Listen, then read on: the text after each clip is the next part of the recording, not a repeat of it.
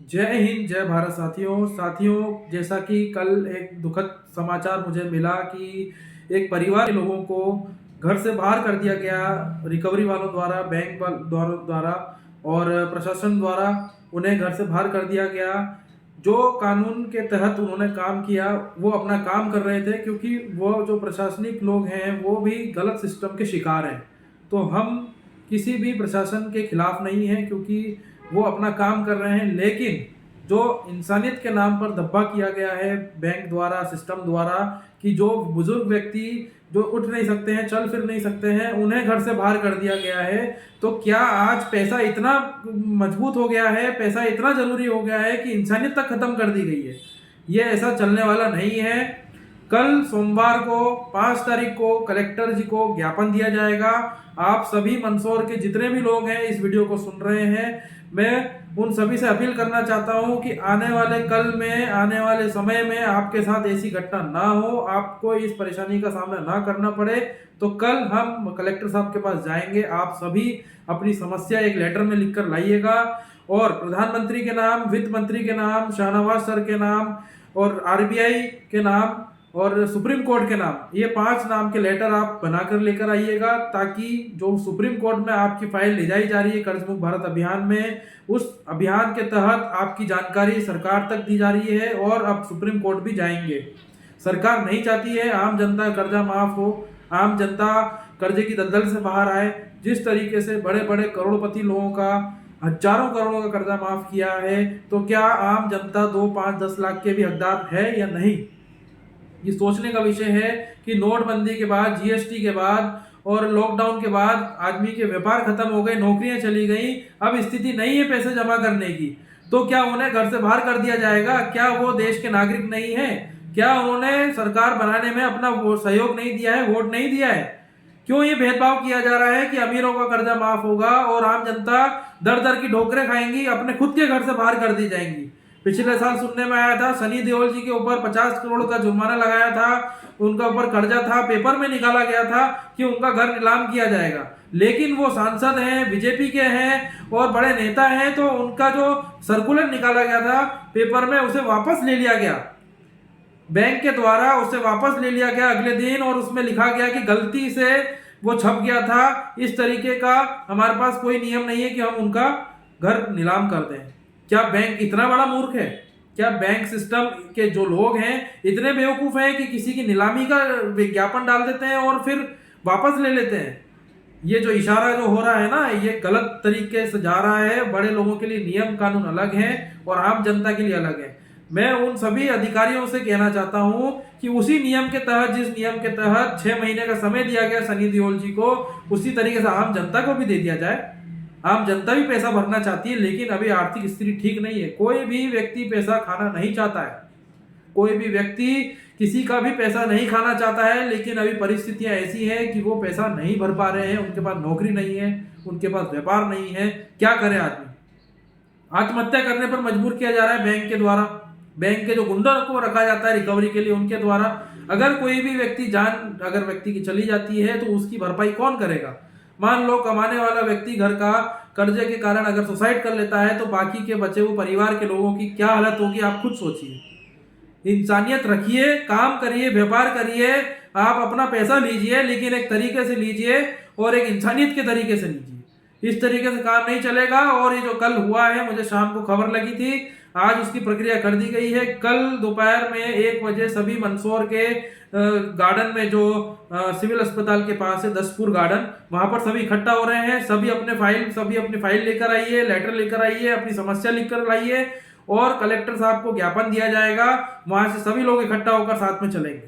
और परिवार जो है, जो दुखी हुआ है, जो जिनके बुजुर्ग हैं, जो पहले ही अपने स्वास्थ्य के कारण परेशान है, उनसे कल मिला जाएगा। कल सुबह उनसे पहले मिलकर उनके साथ बातचीत कर दोपहर में 1 बजे सभी लोग दिलशाद दसपुर गार्डन जो मंदसौर में है, सिविल अस्पताल के पास, गांधी चौराहे के पास, वहां पर सभी लोग इकट्ठा हो रहे हैं और अपनी भी समस्या बताएंगे। कोई एक व्यक्ति कर्जे में नहीं है, पूरी की पूरी जनता कर्जे में है, पूरी के पूरे गांव के गांव कर्जे में है। तो आप अब भी ध्यान रखिए कि एकजुट हो जाइए, संगठित होइए, क्योंकि सरकार पर दबाव तभी बनेगा जब तक ये संख्या बल नहीं बढ़ेगा। अकेले रहने से अगर हम सोचे कि मेरा कर्जा माफ हो जाए, सिर्फ मेरा कर्जा माफ हो जाए, संभव ही नहीं है। सरकार अगर कर्जा माफ करेगी तो पूरे भारतवर्ष का कर्जा माफ करेगी, भारत की जनता का कर्जा माफ करेगी या कर्जा मुक्त करवाएगी। कर्जा माफी तो एक पार्ट है कर्जा मुक्ति अभियान का। कर्जा मुक्ति अभियान का कर्जा माफी तो एक पार्ट है कि एक आसान तरीका है कि लोगों को दलदल से निकाला जाए। कई सारे तरीके हैं, कई सारे रास्ते हैं कि उन्हें ट्रेनिंग देकर कर्जे की दलदल से बाहर निकाला जा सकता है, उनको व्यापार दिलवाकर कर्जे की दलदल से बाहर निकलवाया जा सकता है, उन्हें नौकरियां देकर कर्जे की दलदल से बाहर निकलवाया जा सकता है।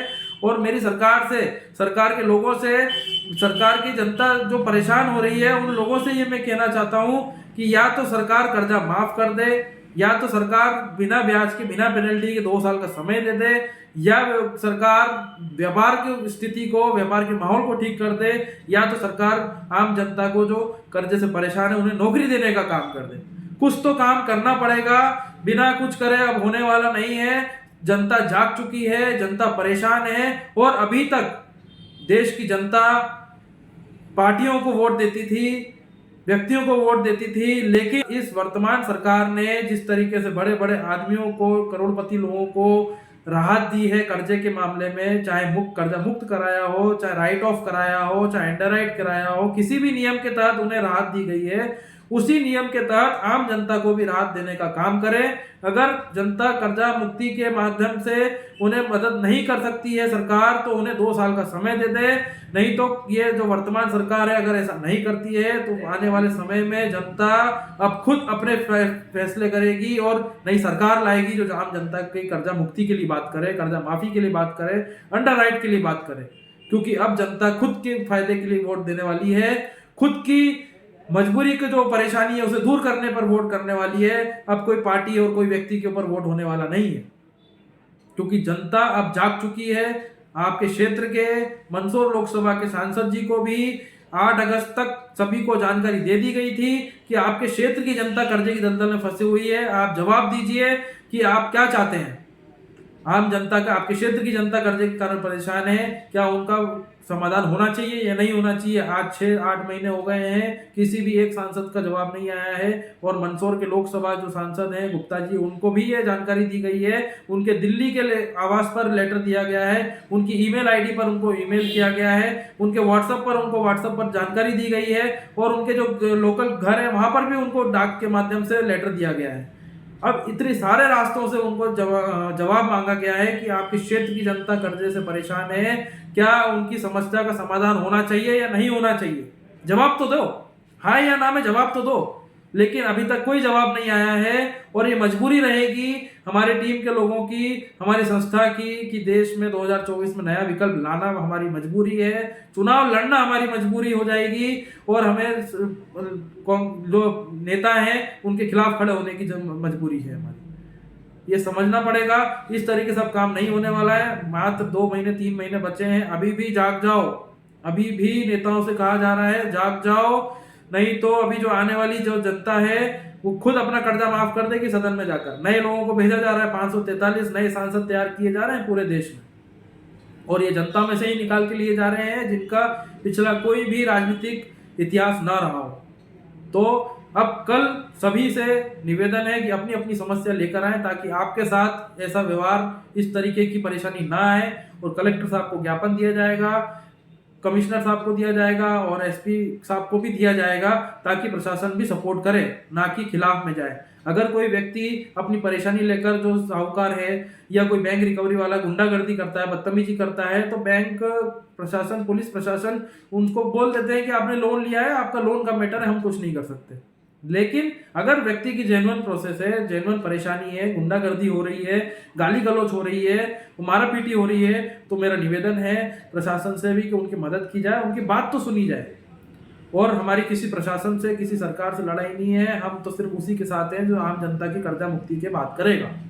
और प्रशासन भी उसी शासन के गलत सिस्टम का शिकार है, तो हम कोई प्रशासन के खिलाफ नहीं है, हम प्रशासन के साथ हैं और हम प्रशासन का साथ देंगे। जो लीगल तरीके से, जो प्रशासनिक तरीके से काम किया जा सकता है उस पर काम करेंगे, और जो गरीब व्यक्ति हैं, जो आम जनता है, जो कर्जे की दलदल में फंसे हुआ है, उनकी मदद करने का प्रयास करेंगे। धार्मिक एकता ट्रस्ट के माध्यम से पूरे देश में निःशुल्क कर्जा मुक्ति अभियान चल रहा है और मैं अमन अग्रवाल भारतीय मंदसौर लोकसभा से मुझे जिम्मेदारी दी गई है आप लोगों की समस्या दूर करने के लिए।